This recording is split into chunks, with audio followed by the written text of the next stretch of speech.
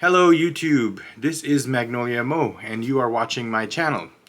It's been almost a year since I did my last home theater tour, and at that time I had different speakers, I had a different setup, I didn't have all the other components that I have today, hooked up. So I figured, now is the time to do a full tour after a year and kind of show you guys, my room, show you guys what the equipment that I used so far to produce my videos, to do some of the reviews. I've actually used my own products for the reviews, as you know. I'm hoping, Marantz, Martin Logan, Denon, you guys are listening, Bowers and Wilkins, Arendelle Audio, you're listening. I've reached out to all of these, these brands and other brands in hopes to become a partner. So I want to actually go through this tour, show you guys the equipment that I've used to do some of my reviews, and the equipment that I've reviewed, and the changes that I've made in my theater. I did not have a projector installed last time, so I'm going to go over that. Some additional lighting, the decks that I have, they were not in the system at that time, not all of them at least, and that's basically it. So let's get on with it. This room, it is a pretty large room, as you can see. It is 33 by 16, so 33 total, in length, and then 16 in feet in width, and 8-foot ceilings. This particular room, when we were actually working on the design, my biggest thing was, do I go the shorter way, this way, or do I go the longer way? And I decided, obviously if I went the longer way, I would have to put everything, up against that wall, and my son's bedroom is on the other side, so I didn't want to do that. And then, or the other option was to go, remove that window, figure out where the other window is going to go, but to go on this side, and that would have given me the ability to have 2 rows, maybe 3 rows of seating. Okay. All right, so we are going to start with the projector screen. I did not review this, or I did not go over this last time. And this is a 100-inch Elite Screen Saber Tab Tension Acoustic Pro screen. So it allows for speakers to be set behind it. I do have my center channel behind that screen. It's a 100-inch screen. I debated between I believe it was 135 or 100. 135, would have fit perfectly in that cubby, and the only issue would have been I believe I was too close. From where the screen is to my main seating position, it's 10.5 feet. So I debated between the two, and then I just ended up getting the 100-inch screen. I do have a TV behind it. This is a little, you can see the TV behind the screen right there.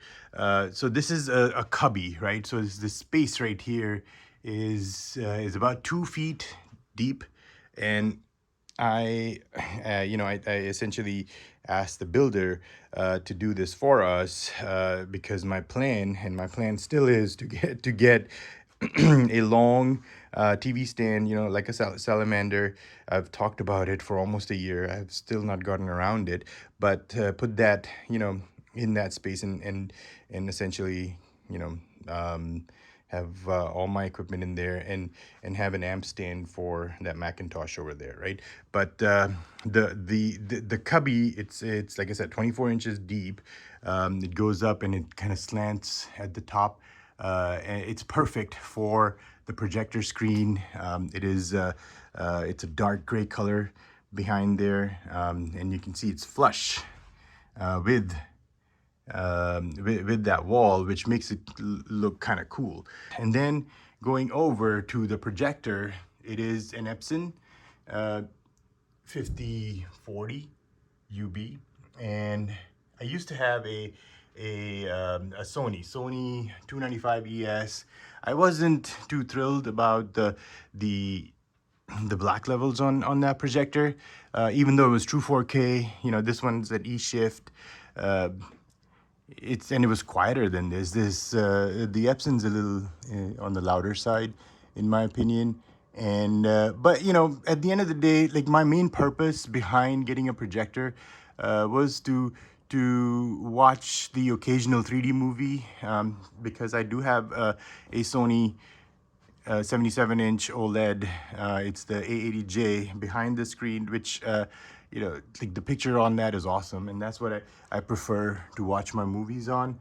You know, when I have guests, when I have friends, you know, we'll throw in a movie in a projector, and this does the job.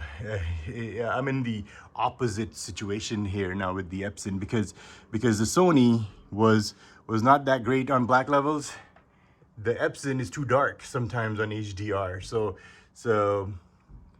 I guess it's one half a dozen other.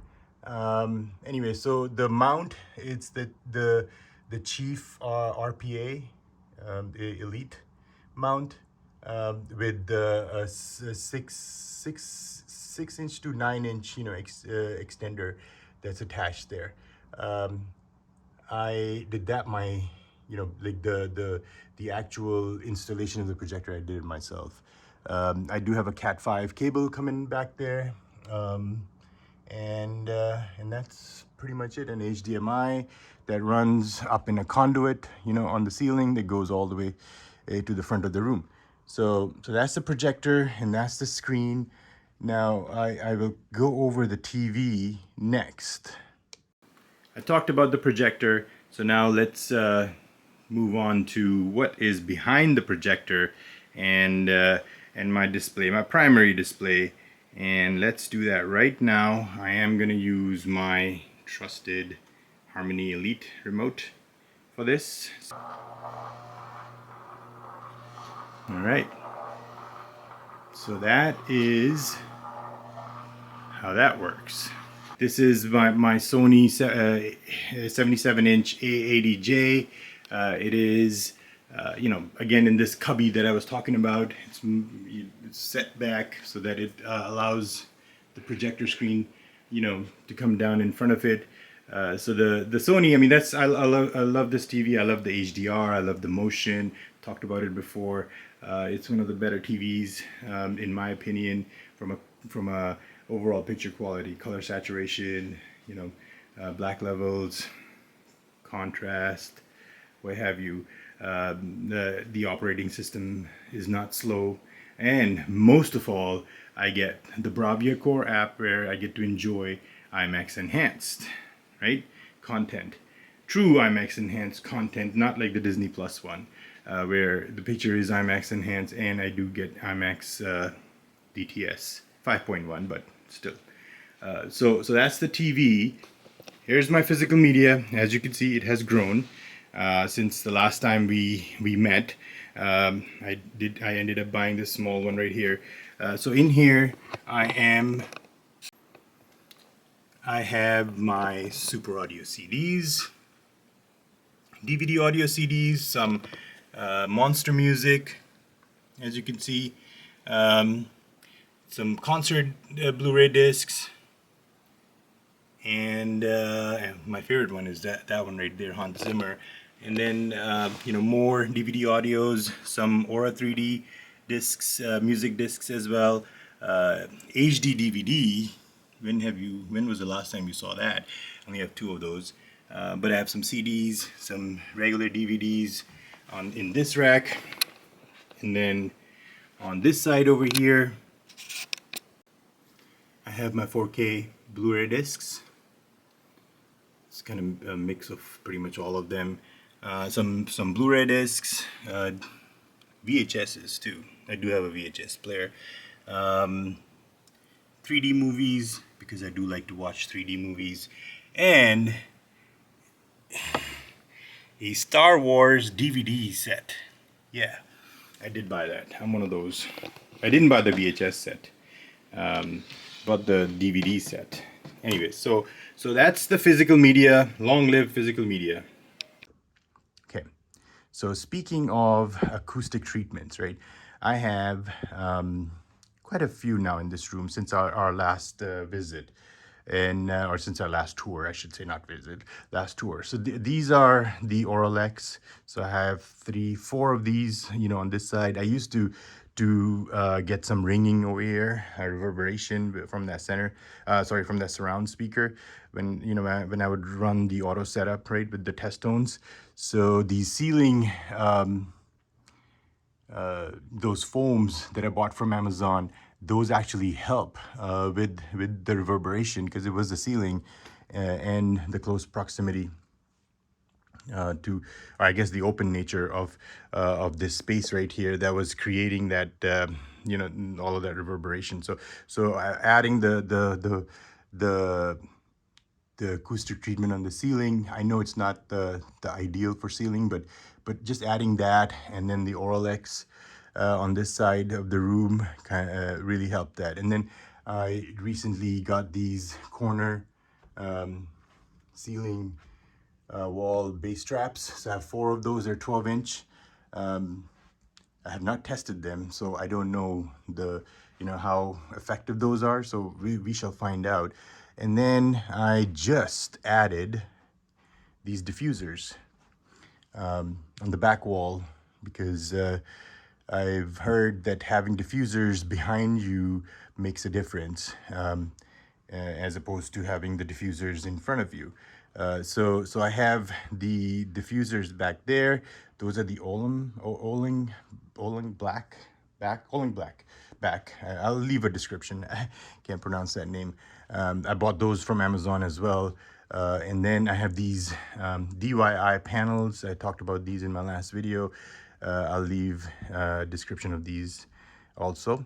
So I have 2 on the back, on the back wall of those DIYs, 2 on the front wall by the front speakers.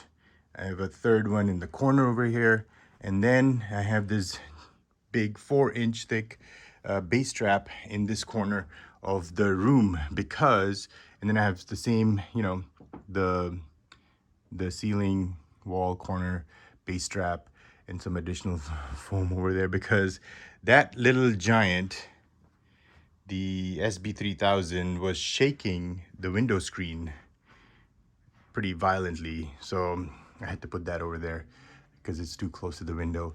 And that's basically it for the acoustic treatment. All right, so that concludes episode 1 of my home theater tour.